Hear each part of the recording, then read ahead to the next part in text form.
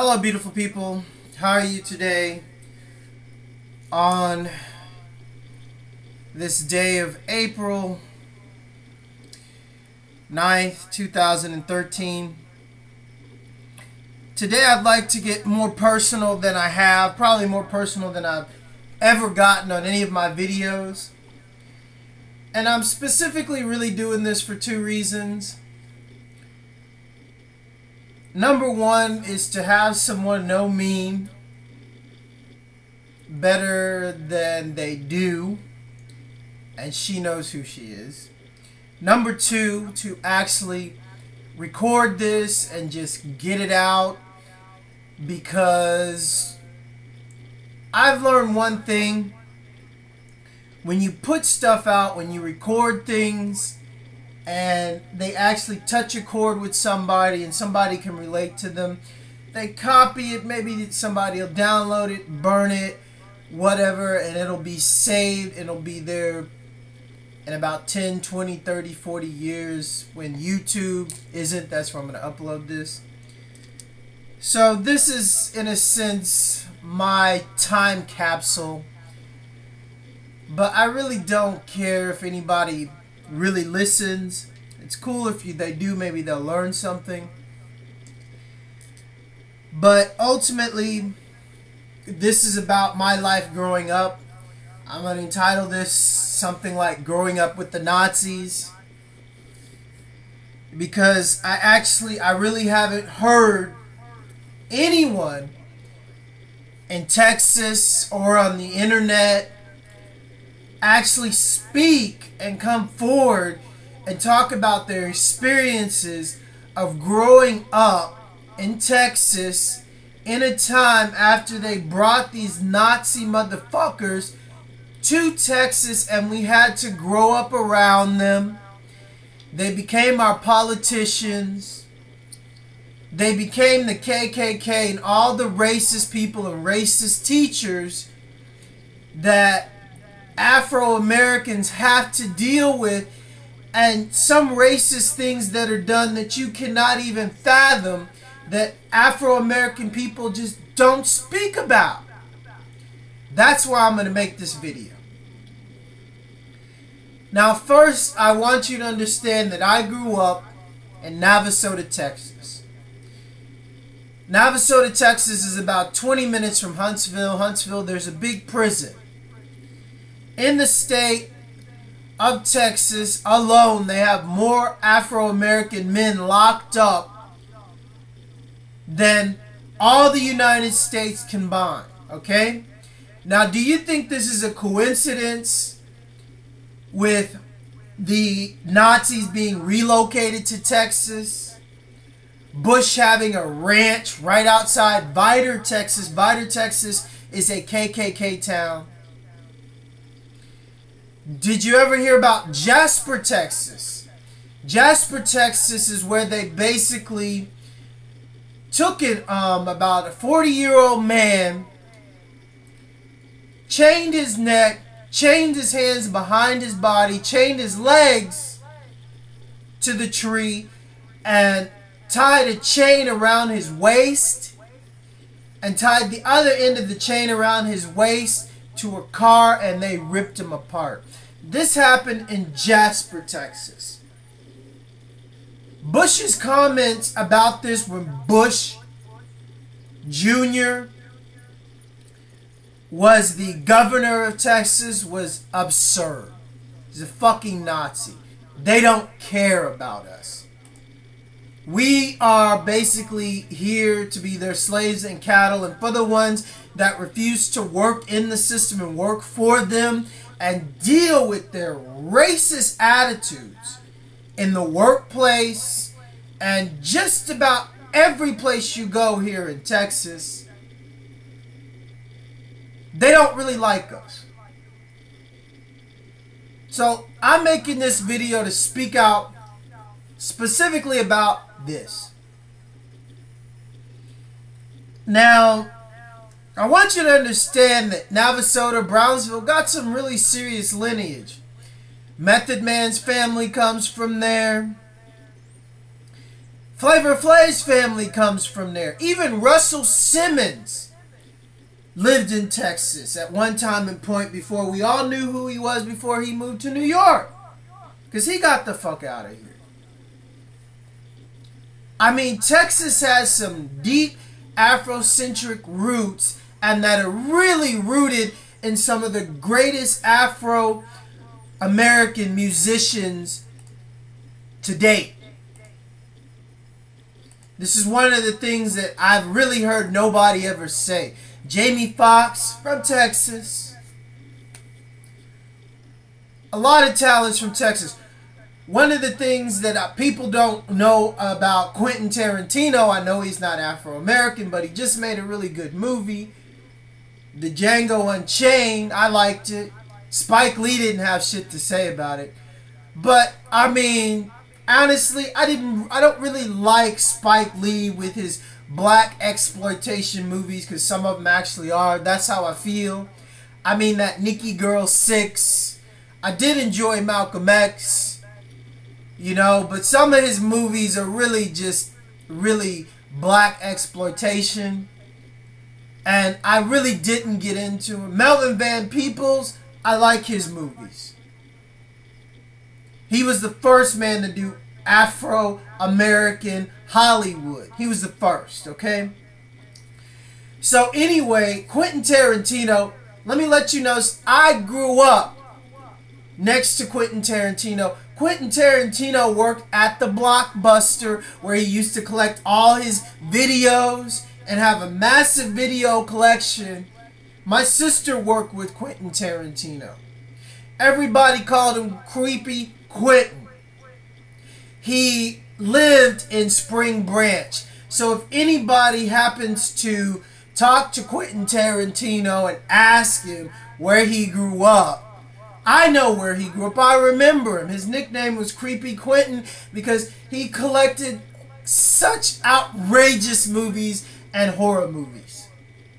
So I'm going to give respect to him for Django, because I love Django because it actually showed a slave actually taking his power back. I like that. And also featured Jamie Foxx, who's also from Texas. So, anyways, let me get into my story of growing up. As a kid, I lived in Dickinson. When we moved from Navasota into Dickinson, Texas, my father was a Jehovah's Witness preacher. He used to take us door to door in Navasota, Texas, where we used to get guns pulled on us and rifles pulled on us and racial slurs. And then when they, just for being Afro-American, coming on these racist Hicks land as a family, and then they would find out that we're witnesses, and then they get even more pissed, even more racial. This is how I grew up in Texas. So then we moved to Dickinson, and my next door neighbor, and you're not going to believe this, but I want you to believe it, his name was Treadway. He's part of the KKK, very racist. Now, I was a young kid, and I'm not sure if it was the Mr. Treadway that lived next door to me in Spring Branch, who we're going to talk about. Because the Treadways, they're sort of a large family of men. And I do remember Mr. Treadway, when I was a kid, he did have a son, and we were very young. So basically, I was living next door to a guy that was in the KKK. He was very open to telling us that, you know, he was very racist. He didn't like us. He didn't like his son playing with my son. He told my dad this very frequently. Whenever he would be away and our parents would be at work, me and his son would go outside and play. We're kids. Kids don't know color. So one day his dad comes home and finds out that he had been playing with me comes over to my house, rings the door, and tells my younger sister, he says, look, I remember this, I was a really young kid. I didn't know what a nigger was. So he's telling my younger sister she couldn't be any more than like 14, 15. I don't want your nigger ass coming over to my house playing with my kid. If I see your nigger ass again at my house, I'm going to call my friends and y'all are really going to be in trouble. And then he started bitching, and then my sister bitched at me for playing with this kid and blah, blah, blah, blah. I'm a kid. I asked my dad what a nigger was. And he was shocked. He was shocked that I even knew this word. So then my sister told him what happened, and my dad goes over to this man's house next door. They have words. We hear all this yelling, all these racial slurs, and this and this and this. And guess what happened? My dad started getting followed, harassed. All I remember is we moved from that house. This is in Dickinson, Texas. Now, let me let you know about Dickinson, Texas. Dickinson, Texas is about 10 minutes from NASA. Okay? Dickinson, Texas is over near Friendswood, near NASA Road 1. I mean, all the Nazis lived in Friendswood and around that area because they worked at NASA. So it was no surprise that we had a Nazi living next to us, because my dad, he was a very hard-working businessman, head of a 14-kid family, graduated his college, Validum Kalade, whatever, the top of his class in college. So we were living in a nice neighborhood. So anyway, I'm going to bring your attention to Spring Branch, where another treadway pops into my life. Whether it be a coincidence or not, this is what I really do think. I think that my father here in Texas was actually told by his other rich business friends to look into moving there and guided to move there by these fucking Nazis in secret. Because I don't believe in coincidences, and they are very strategic. Because I want you to know something about my father. One of the things that happened to my father when he was young, he was the head of 14, okay? His youngest little baby brother. Because my father set an example to work hard to get what you want. So his younger brother worked for 2 summers, saved every dime to get a motorcycle. The first day he bought that motorcycle, he stopped at a 7-Eleven, got one of those drinks, you know, those fountain drinks, was sitting outside on his motorbike. 4 racist boys drive up, 2 in the back of the truck, 2 in the front. And they can't believe they're seeing this Afro-American sitting on a brand new motorcycle. And then they say, hey nigga, get off that bike, you know it ain't yours. And they start slurring him and saying all this stuff, and he finishes his drink, throws it away. And he's like, it is my bike, takes out the key, starts the bike, gets on it, and drives off.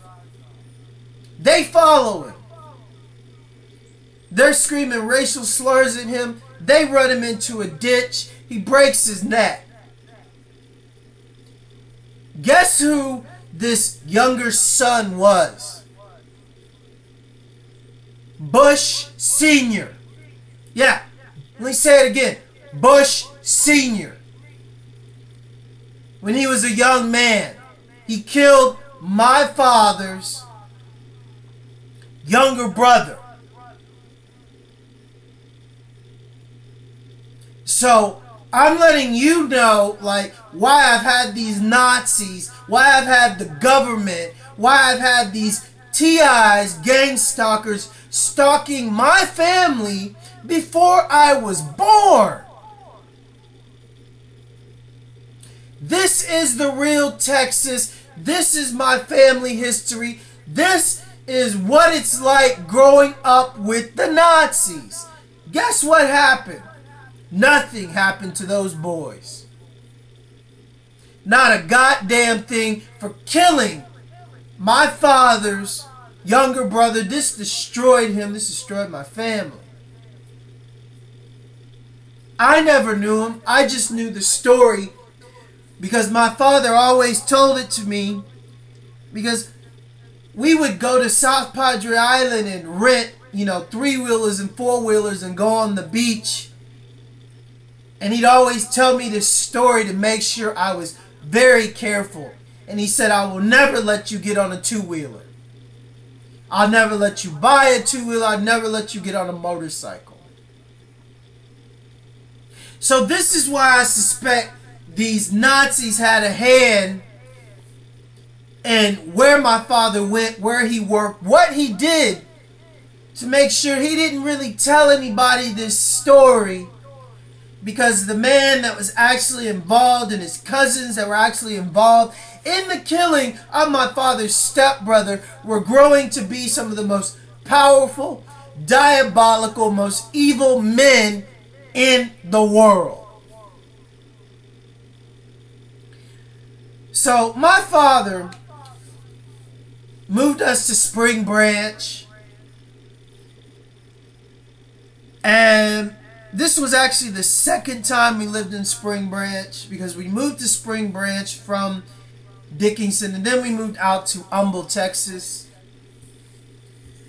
Now, if you don't know about Humble, Texas is a very rich, exclusive neighborhood. My father designed the house that we lived in. We were the only people that had a half-circle driveway. All our neighbors were super racist because they were super rich. We were the first black family, Afro-American family, to live in this neighborhood. The school that we went to, the teachers were so outright racist, it was unbelievable. Students could call me the word nigga under their breath, and the teacher heard it. And then if I said something, or if I got upset, the teacher would punish me. I tried to tell my parents, and they would just say, oh, you're overreacting. And this is how I grew up in elementary school. It's unbelievable. I lived down the street from Lucas. He had a son named Chris. This was a little bit before he did Star Wars, so all you Star Wars buffs, no, Lucas is actually from Texas too. He lived in Atascocita, Humble. If I'm full of shit, how would I know these things other than I lived them, okay? So again, Lucas was actually racist. Go figure. I mean, there's only one black guy in Star Wars. Billy D. Williams. No, Lucas loves the Afro-American people. So, anyways, after we moved from that racist neighborhood, because the neighbors and everybody, it was just too much. Actually, Woody Harrelson lived in this neighborhood as a kid too. He lived up the street in Atascocita, Texas. This is when he was young. I was just a little kid. I remember growing up and all of these people being around me, because I want you to really understand how much of Hollywood comes from Texas. How much of Hollywood, the people that run Hollywood, come from Texas. And I want you to understand why. because the Nazis from Operation Paperclip were relocated to Texas. Why? The space program. NASA. Because the Nazis perfected rockets, the V-2 rocket. The Nazis perfected the Nazi Bell, which was basically a fucking UFO. Our government wanted this technology, and they brought these evil-ass scientists to Texas to work in their underground bases, which they started to build after they brought over the Nazis, just like the Nazis did during their occupation of Germany. He continued to do the same thing here. So this is how I grew up. I have no need to lie about it. Because the truth, you can't dispute it. So after we moved from Atascocita, we moved to the Valley because my parents got a divorce. Because my father was working in the corporate world, and he was working around the most racist motherfuckers in the world. I mean, he was going to Reagan dinners when Reagan was president. My mom was his accountant, bill keeper. And so after they got a divorce, it just got bad. We moved to the Valley. My father designed another house in the Valley that we lived in. And that's the house that my parents got a divorce in. So I went from living a really lavish, pretty nice life, not materialistic. We just lived in big houses. We didn't have much because, like I said, my father was an actual witness, Jehovah's Witness, so they didn't believe in overindulging. But he did believe in living nice. So he designed this house that we lived in. It was really nice. So my parents got a divorce, and my mom gave us an option. We can go live with my father or stay with her. Well, we stayed with my mom for one specific reason. My father abused us. My father abused my mom, abused my sister. He was very abusive. This is the byproduct of working in corporate America, working around these fucking Nazis, because they'd be so racist and fuck with his head so bad when he'd get home. He would just flip out and he'd beat me, beat my sister, beat my mom. So my mom just got tired of it. So when you study the psychology of the Afro-American man in the United States, and especially in Texas, you really start to learn an oppressed man that is working with oppressors, that has been oppressed all his life, takes this oppression out on the people closest to him. So this is actually what my father did, and now I really understand the whole chain of events. And me, myself, I've never been abusive to a woman. I never will be. I'm very respectful to women. This is why I'm sitting here alone right now, because even in this day and age, women truly don't like men that respect them because they're not used to it, and they say we're too nice, they say we're weak. They're used to being manhandled and very bad things done to them. This is what they consider normal. This is what they consider love. It's really sad and twisted. So I went from living a very nice life to living a very poor life. My mother working several jobs to support 4 kids. And let me tell you what my father did. My father, to make up for what he did, he buys a condo, and what he did is he paid for half of it. He told my mom he paid for all of it, which he didn't. Only paid for half of it. So we are a family living in Houston in a one-bedroom apartment, one woman, four kids. My father buys us a condo in Atascocita. Don't know why. My mother didn't really question it after she gave him the keys, and it was a 4-bedroom, 2-story. It was a blessing. We moved in without my father. This is the biggest mistake of my family's life. We moved into a racist neighborhood where there were only like 2 to 3 Afro-American families in that neighborhood, in that area. And me and my sister, along with one other kid, there were 3 Afro-American kids in Spring Forest at this time. So you can imagine how they treated me and my family. Yeah, there were Mexicans, but the Mexicans were treated better than us. So in the area where we lived, it was right off Memorial, 781 Country Place. It's in a complex, a duplex. Right across the street in Memorial were the biggest homes, you know, some of them, the biggest homes in Memorial. The Richies, who were related to the Bushes, lived there. A lot of KKK rich motherfuckers lived in that neighborhood across the street from where I lived.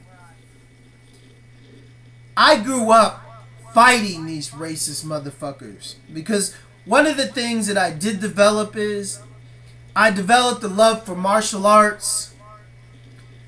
I developed a love for fighting. And it's the only thing I was really good at. And so the second day I get to school, I mean, they're just straight up racist, okay? So the third week, I'm at school. I'm sitting with my friend Shannon because he had come shortly after I did to that school. So there was like 4 Afro-American kids in this school. We're sitting out in front of Kroger. I'm wearing a white and pink striped shirt. This kid Gary Hannon says pinks for pussies, starts calling me all these racist names. We start fighting. Can't touch me. I kicked his ass. Literally. Really fucked up his face from taking his head and running it across a brick wall. So the next day we get to school. I get all these bullshit cheerleaders coming up to me because I didn't know who he was. Gary Hannon was the captain of the 8th grade football team. I was in 6th grade.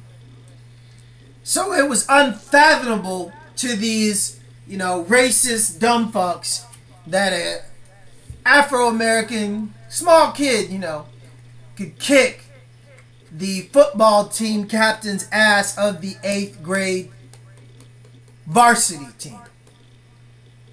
But I did. And I just said to these cheerleaders, I said, look at my face and look at his. Look at me and look at him. And that was it. And so after that, I developed friends that we stuck together because we always got picked on, or they always got picked on by these racist motherfuckers. And so basically we grew into what we call the little mafia in Spring Forest. It was me, Alex, Brian Smith, who was Italian, Omar Khan, who the Khan family, they're very rich and very notorious in Texas. Omar knew martial arts. I mean, he could jump at least like 9 feet in the air and do a roundhouse. No one ever fucked with him. No one ever fucked with me. No one ever fucked with Alex because Alex's father, I'll just say, did some things for the Mexican mafia, like own restaurants where they ate at, shit like that. Brian was Italian. He was the real Italian bad boy. So within us, we were really like the little untouchables of the school.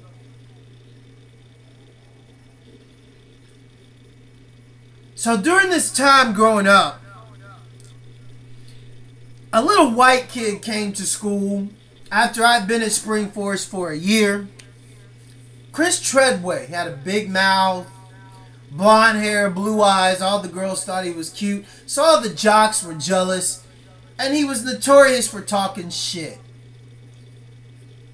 Now, one day he talked shit to the wrong person. Now, there was like cliques in the school, like the bikers, the preps, bullshit motherfuckers. We were like, me and my friends were like the artist mafia. We dressed nice and we were into artistic stuff, and it's us. We liked good music too, because I was a DJ back then still. So Chris comes to school, talks shit to Danny. Danny is the bikers, the stoners.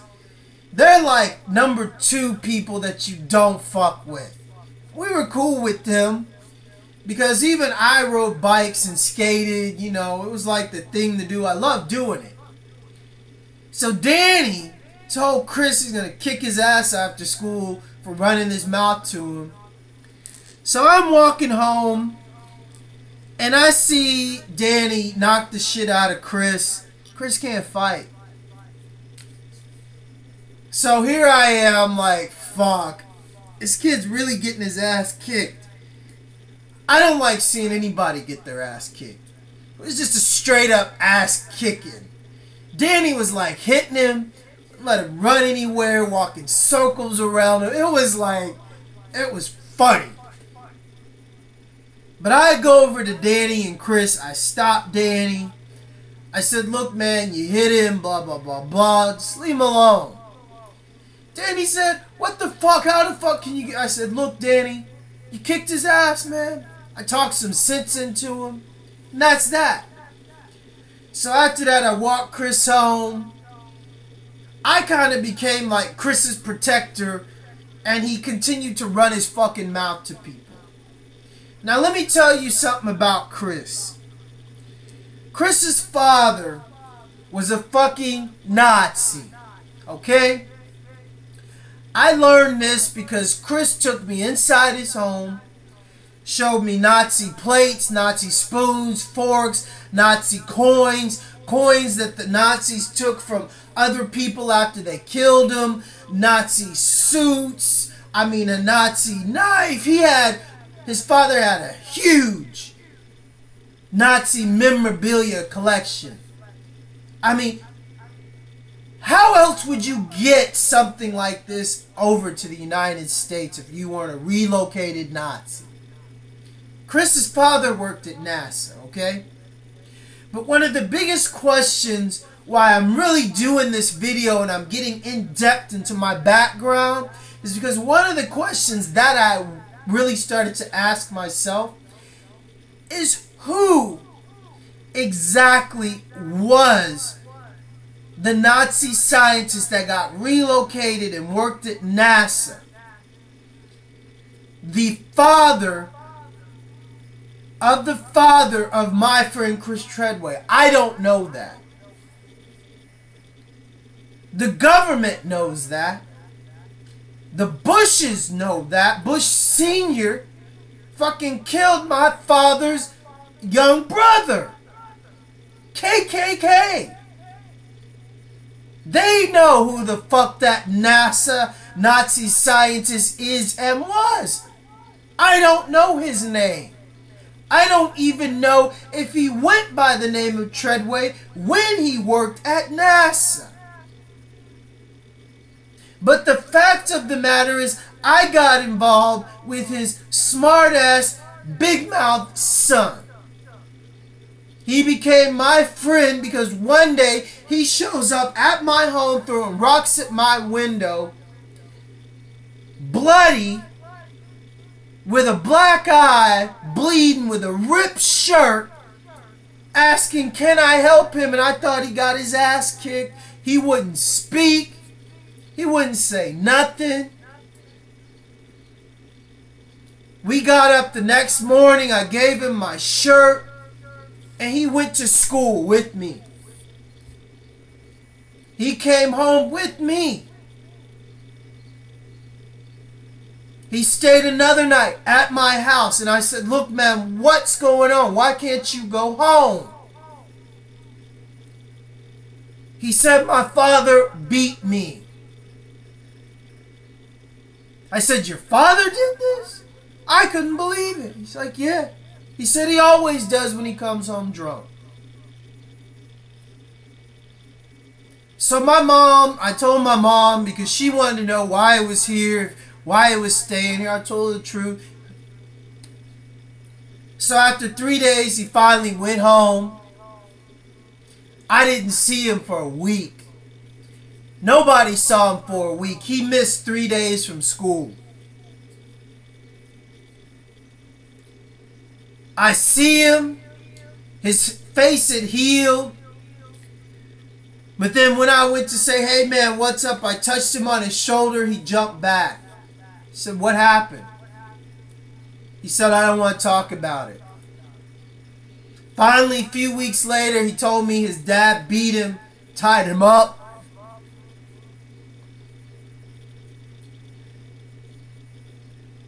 I couldn't believe it. Our relationship progressed, and then finally, after a little while, he told me his father had been raping him when he comes home.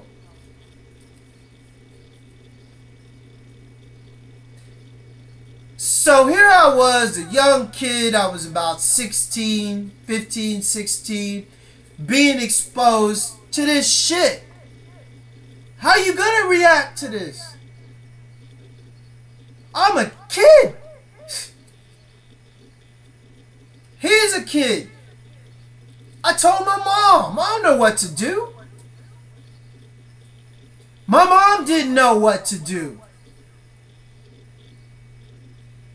My mom tells her friends because she don't know what to do. But unfortunately, her friends, some of her friends are Freemason fucking Nazis too, working at this company with her.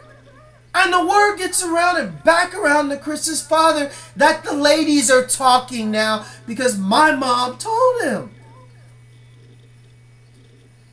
Chris's father loses his job at NASA. He gets a job as a used car salesman. And basically, one day when I'm walking with Chris, my dad had bought me a $500 dyno bike. I left it at Chris's house when we went to go walk around his neighborhood. His father got home. Chris had this big ass rock in the back of his yard for decor.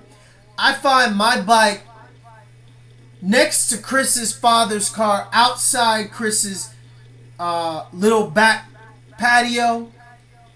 The frame's bent. My pegs are bent. The bike is just fucked. Somebody took a rocker and just threw it on it. To this day, Chris would never admit that his father did it. Psst. So there goes my transportation as a kid. So I go up with Chris, and I see Chris date girls and guys. And then people start to talk about me because I'm friends with Chris. And then Chris really starts to take what his father put onto him to a whole nother level and moves to Montrose. Montrose is the gay community in Houston, Texas. And that's that. So I continue to be stalked by fucking Nazis to this day. My family continues to be gang stalked by these motherfuckers to this day. The CIA killed my cousin Ernest Bay, my fourth cousin, because even he didn't know how deep this shit went in my family. And if he did, he would have sent me some money to just vamoose. Get out of it. Live a nice, peaceful life, finally, because I've never had a peace of mind. But they killed him. He was the senior administrator of the Five-Star Trust. That's the secret bank of the CIA. He was telling these Nazi motherfuckers what to do with their money and how to invest it so they could continue to legally make these black programs look legal. So R.I.P. Mr. Bank. R.I.P. to specific family members that are dead and replaced, and I know it. Because bottom line, none of these Nazi motherfuckers want you to know about the true history of my family, because if there's just me and no one to back up what I say, and there's just these Nazi motherfucking bullshit government asshole Luciferian pedophiles to say, oh, he's just making it up. Who else is there to stand with me? Huh?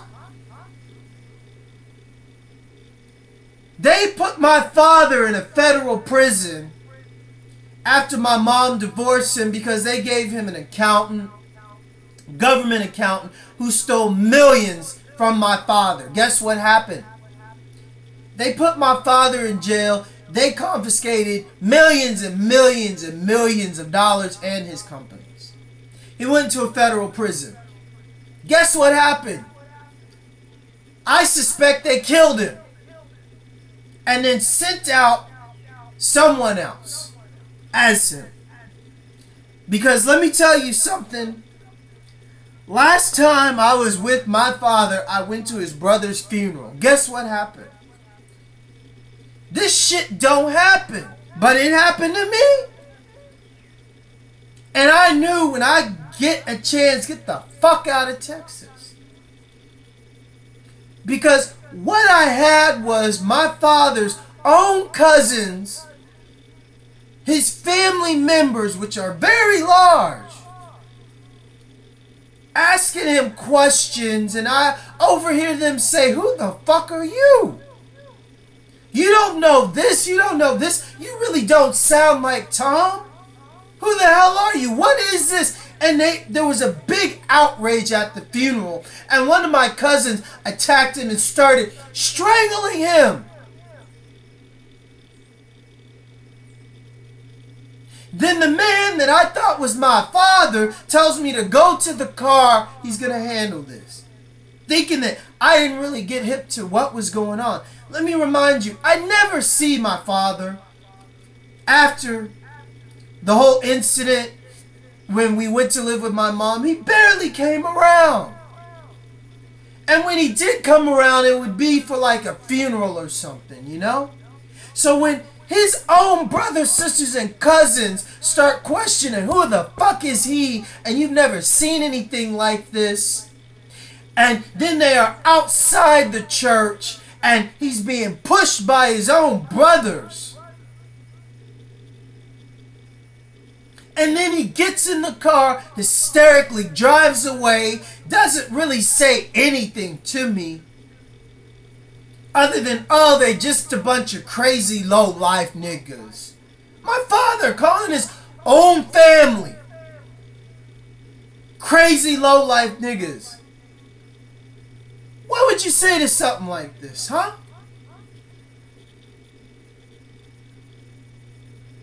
Other than, that's not my father. Either they replaced him or they severely fucking brainwashed him. To brainwash the fact that he knew that the man that actually killed his brother, him and his cousins, were Bushes.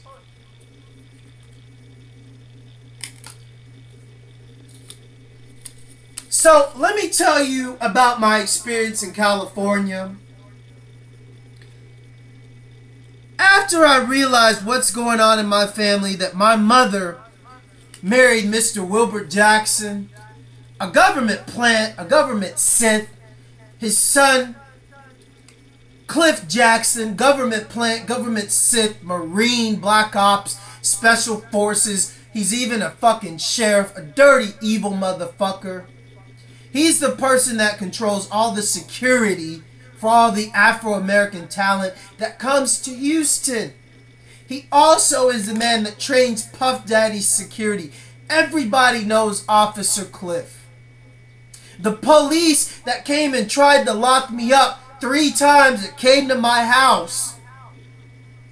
And when I opened the door, they just put me in handcuffs and took me away. They all knew Cliff. I asked them.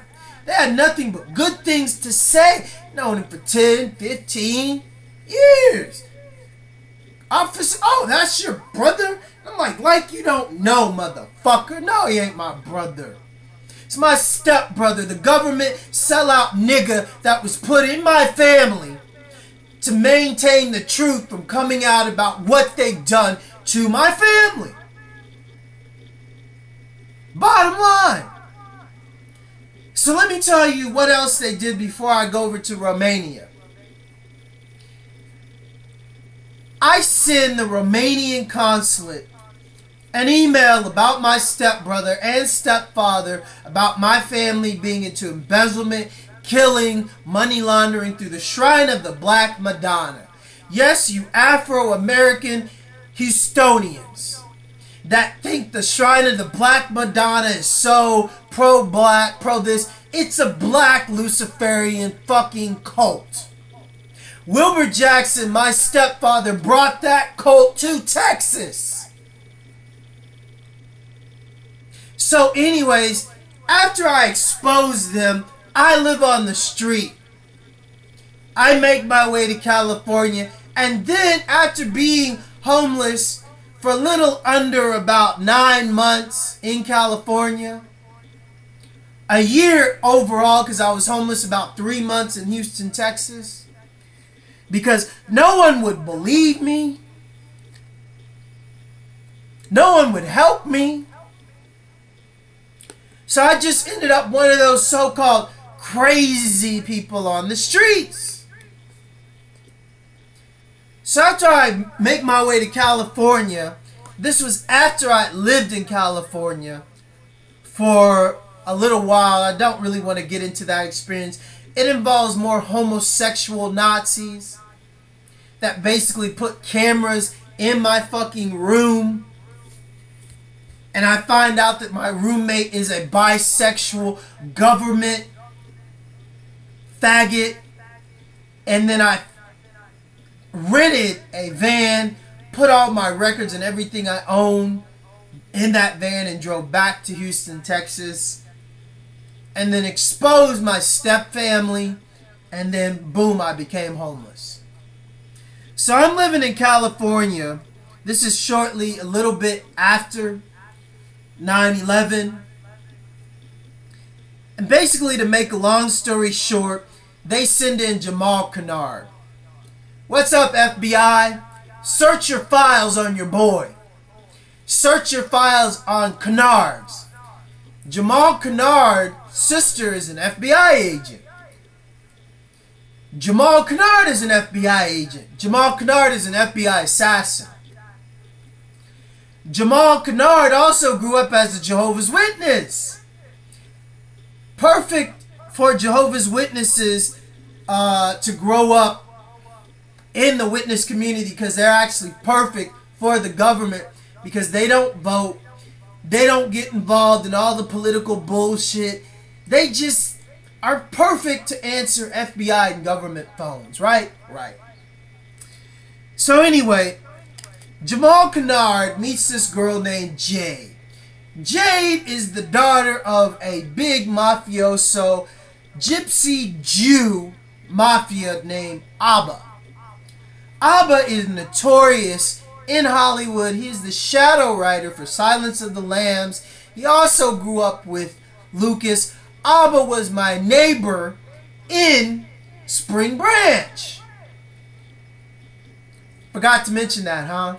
He was my father's friend. He was the only man that was nice to my father in this neighborhood where Lucas lived.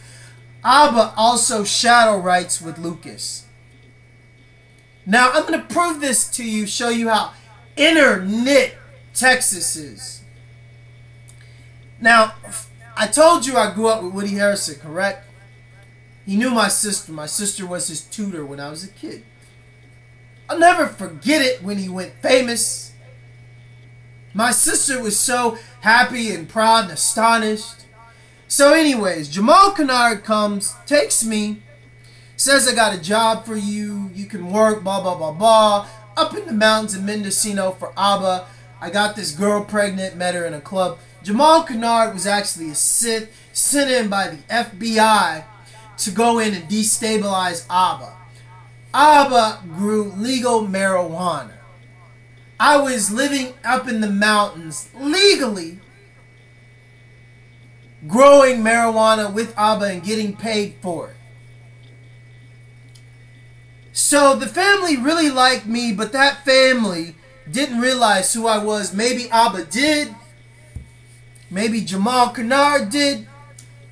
I didn't, and when I did, I got the fuck out. So basically, to make a long story short, here's another government Sith named Jamal Kennard that actually reveals to me one day why he was there. How did he reveal it to me? Why did he reveal it to me?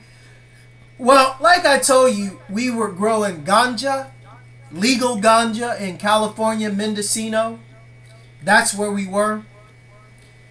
In Mendocino is the place where all the feds and CIA retire. In Mendocino, you have a Walker Bush Street. Walker Bush was single-handedly responsible for going in and stripping and ripping the land from the Indians and the hippies in Mendocino. In downtown Mendocino, you have the downtown Mendocino courthouse that has a picture of the lawyer Walker Bush. And right across the street, parallel triangly, right across the street, is the Daughters of Job Masonic Temple. Mendocino. You can look it up. Google it. Then you'll see, damn, it really is something. So anyway, let me tell you about Mendocino. But first, let me tell you about Jamal Kennard, because this is very important. Because I want the FBI motherfuckers and the Gangstalkers and the CIA Nazi Freemasons to listen up. Jamal Kennard was your Sith that you sent in to kill ABBA. How do I know?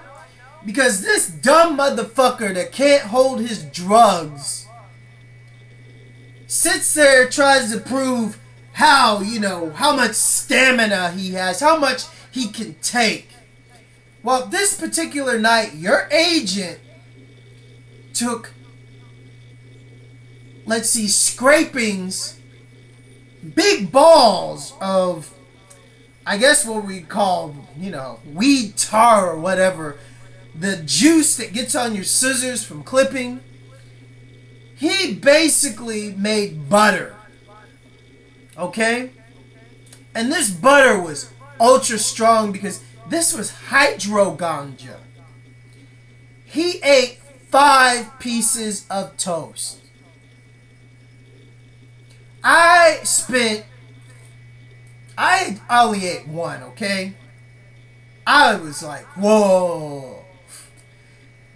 I spent 6 hours listening to an FBI agent tell me how much he likes poisoning people, how good of a cook he is, about all the government poisons that you guys have, the whole section of what you call the cooks, the men that go into your life that look good and they can cook, because the ladies love a man that can cook and can cook good, and then they're actually there to poison you.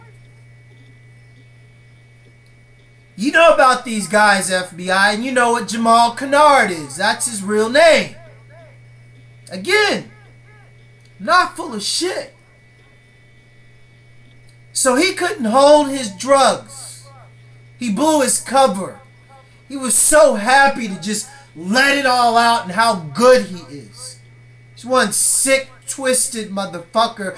I could never imagine or fathom any person like this in this world could ever exist, but they do. And I was lucky enough to listen to him for 6 hours, come clean. The next day he was freaked because he remembered what he did. I told him I didn't remember nothing. I said, man, I was listening to my music. I was listening to my mixes. I was off in some other world. I said, man, it was like you just became like a fucking tunnel and your voice became intertwined with the music. I couldn't understand shit you were saying. And I was off in La La Land. I lied my ass off to him. A week later, he goes to Morocco with Jade and Bijou. And basically, I'm left to work with Abba and Mike. Now, I knew Mendocino looked very familiar to me, and I had been up there before. I couldn't remember when. I went up there with my father. My parents were married. My father used to be the head salesman of Amway. This is before Amway got big. He was #1. This is how he met all these big head honchos. Amway was a company that claimed to be the first environmentally safe company. And in actuality, Amway were making products that were environmentally safe. But in order to make these environmentally safe products, you had to take the deadly toxins out of these products and dispose of them. My father went from the head salesman of Amway to becoming the man that disposed of these products in secret. But when he was working at Amway, he drove all around the country speaking to these rich people all throughout California. My father worked very heavily in San Francisco and California. This is why he was never home on his business trips. He was always working and promoting and selling. So I'm sitting there with Mike, working in Mendocino, and I'm telling him about my family. I mentioned Amway. Mike was involved in Amway. He said, yeah, I remember that. I was part of that too, blah, blah, blah, blah. And then I told him my father and my father's name. He knew my father. He tripped out. He told me he'll be right back. He got on the four-wheeler and went down to the house and talked to Abba. He told Abba who my father was, and they finally realized who I was. Abba was shocked. He realized I was his neighbor in Mendocino, and Jamal had brought me up here. Him and Mike came up. They started to ask me questions and stuff, trying to be discreet. I told him about Jamal and what happened. I told the truth. I ain't give a fuck. Jamal was really shitty. I mean, if he was there to kill Abba, who knows? I don't give a fucking FBI, CIA, you all know what Abba does. I'm not going to even get into all the other CIA agents that I've met that live in Mendocino up in the mountains around Abba's place, okay? It's all legal. Shit. For medical people, now I can talk about it. So after this happened, Jamal and Jade and Bijou get back from Morocco. Abba takes us to see some movie. I forget what the movie was, but Jamal knew his cover was blown. So he freaks out on me when we get back to the house. I just go to sleep. Now, let me tell you something before the next day I wake up. Quentin Tarantino has a house in Mendocino. Liv Tyler, yes, I do know her. The Tylers actually lived in Spring Branch. Okay? Liv actually went to Spring Forest. Also, Liv's a friend of mine on Facebook. I haven't talked to her for a very long time, but she remembers me. She's a sweetheart. Love her to death. So the Tylers also lived in Texas. Do you think that the whole combination of Russell Simmons and Aerosmith just came about from Rick Rubin? No.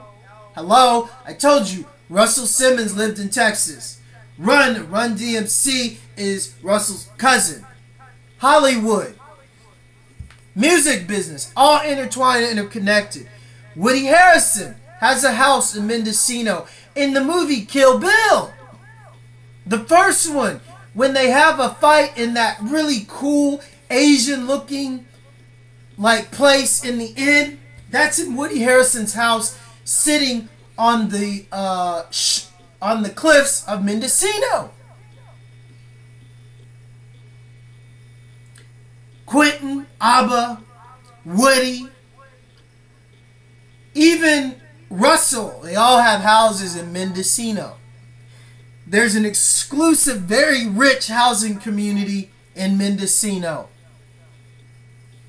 How do I know? Because I lived in Mendocino for about 5-6 months. I loved it. It was awesome. Before I let Abba know that this government Sith picked me up off the street, used me, brought me around him,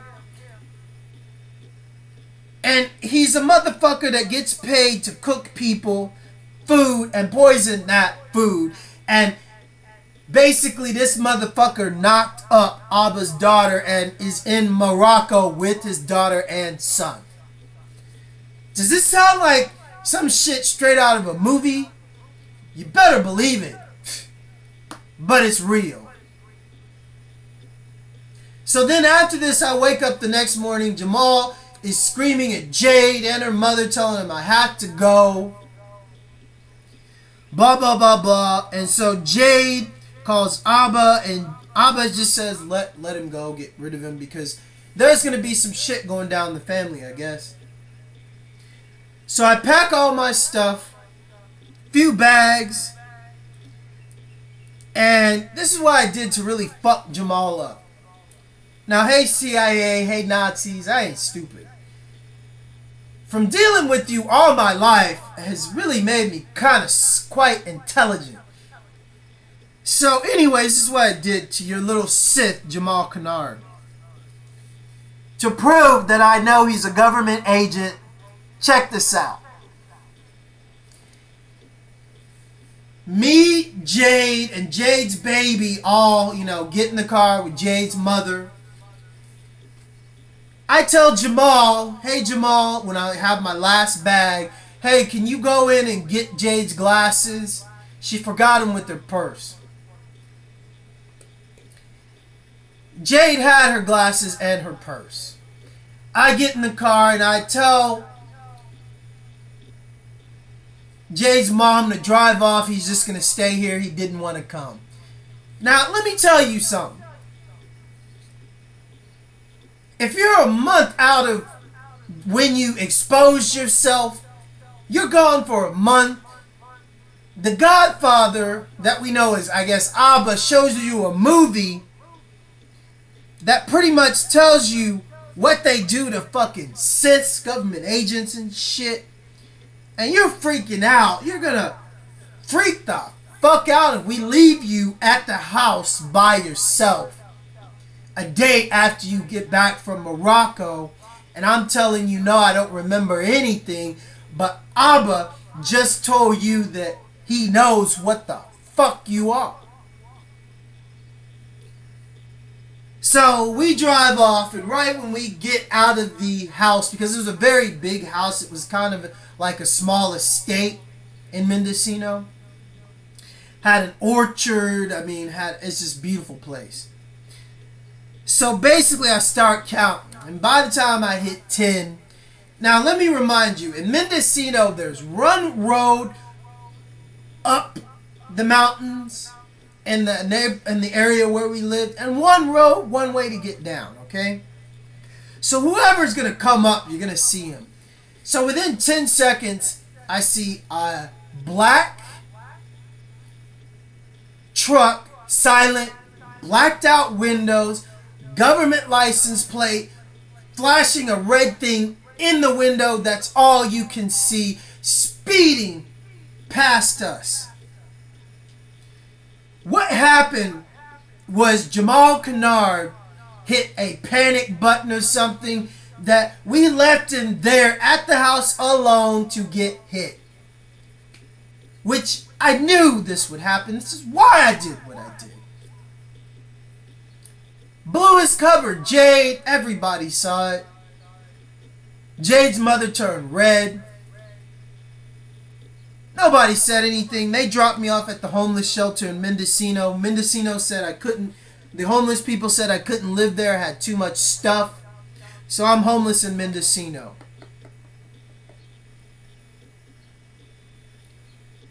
So a few days later, I get picked up, thrown in jail in Mendocino.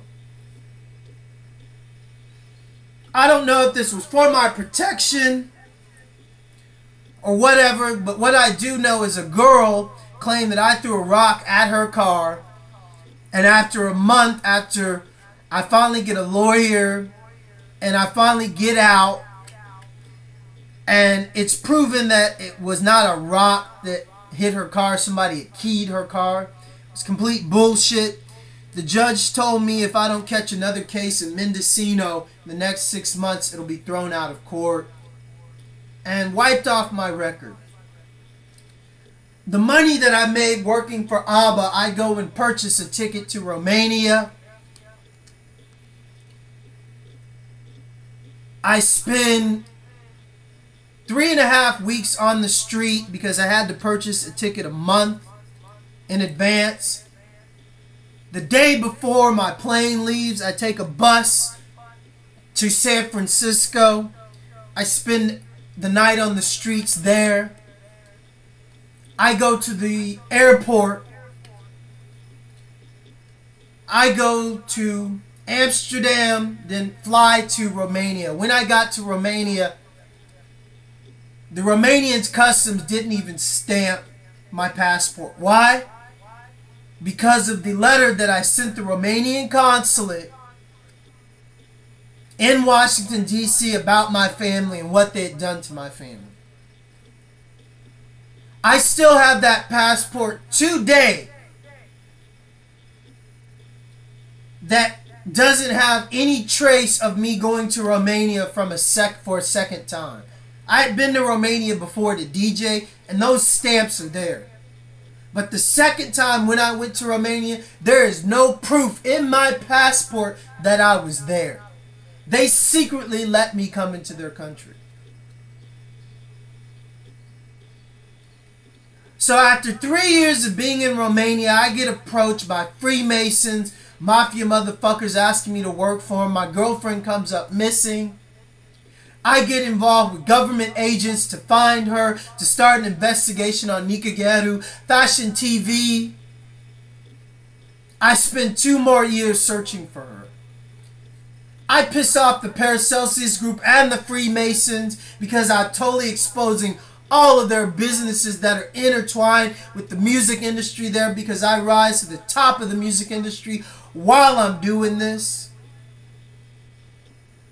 Rothschilds come down to my work, literally get me fired because it's the place where all the politicians and Freemasons have all their fucking dinners at the Radisson Resort Hotel Bucharest. The manager at the time when I was there, vice manager, was Jasper, a faggot German. The head manager, I don't remember his name because I fucking hated him. He's also a German Freemason. I DJ'd at all their Freemason dinners in the Radisson where they'd have German and French Freemasons come and listen to me and eat.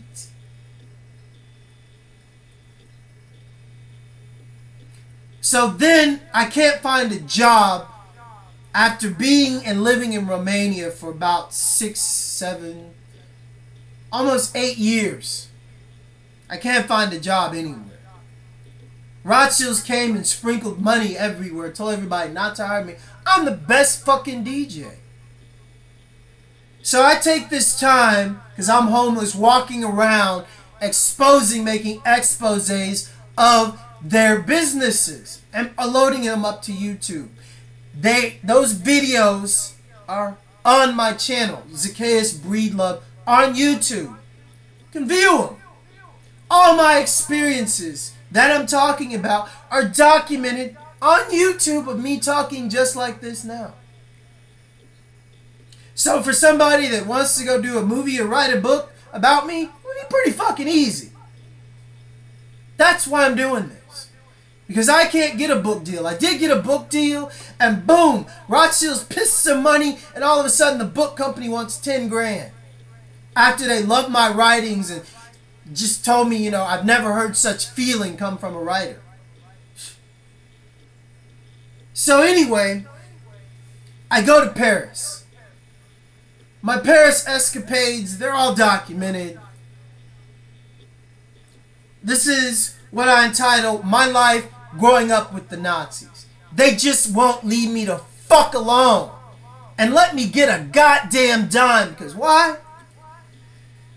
Well, because I put it like this. I'm going to leave you like this. I'm a musician, I'm a fucking poet, I'm an MC, and I'm going to let you know it. If I had my fucking money in a studio, I'd make these Nazis bleed in a second. Truthfully, I'm an MC, and if I had a little bit of my fucking money, I'd be recording this to my own beats. But they don't want to see an Afrocentric, Afro-beautiful, never forget something like this rise up and stomp on their bullshit because of what they did to my father's brother and what they did to my unborn fucking kids. They took my lady, they fucked with my unborn baby, now they fucking stalk me, and they don't want anybody to know a goddamn thing. Well, I sat on the streets of Bucharest and Paris, I sat in Romania and California, yeah, doing this because what? I'm the best. If you ever want to walk past me, test me. I'll talk about you and your whole fucking family walking past me. I'm a freestyle fanatic. Don't ever fucking step to me, please. I'll make these fucking Nazis bleed. Now you know my story, the fucking MC that you never heard of. I'm a turntablist, respect to Qbert and all the best. I grew up with the best of the best of the best, and if you want to test this one, you'll be laying 6 feet under, poetically speaking, my friend.